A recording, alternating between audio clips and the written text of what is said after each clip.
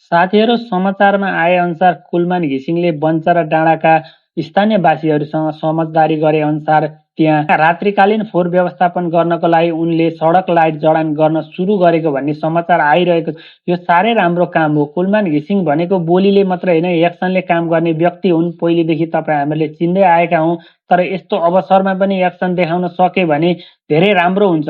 उनको एक्सन अनुसार विद्युत प्राधिकरणको बक्यौता, डेलिकेटेड तथा ट्रङ्क लाइनको बक्यौता नतिरेको बापत बिजुली काटेको हुनाले विभिन्न उद्योगहरूले बिजुलीको बिल तिर्न थालेको, ट्रङ्क लाइन बापतको किस्ता तिर्न थालेको भन्ने खबर पनि आइरहेको छ। उनले धेरै राम्रो कामहरू गर्दै आइरहेका छन् र गर्न पहल पनि गरिरहेका छन्। ती तीनवटा मन्त्रालयको जिम्मेवारी सम्हालेका कुलमान घिसिङलाई त्यति सजिलो छैन काम गर्नलाई, र पनि उनी रात दिन नभनी खटिरहेका छन्। अहिलेका मन्त्रीमध्ये सबैभन्दा धेरै खटिएको र देख्नमा आएका पनि कुलमान घिसिङ नै हुन्।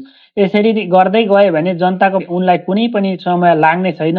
कुलमान घिसिङले राम्रो गरिरहेका छन्। नडराइकन र आत्मबल र हिम्मतका साथ अगाडि बढ्दै गए भने अवश्य पनि केही न केही गर्न सकिँदो रहेछ। छोटो समयमा पनि यत्रो वर्षौं नेताहरूले देश चलाएर केही गर्न सकेनन्, तर छोटो समय पनि गर्न सकिँदो रहेछ भन्ने पछाडि आउने पिँढीका नेताहरूलाई पनि एउटा झापट हुनेछ। उनले राम्रो गर्दै जाउन्।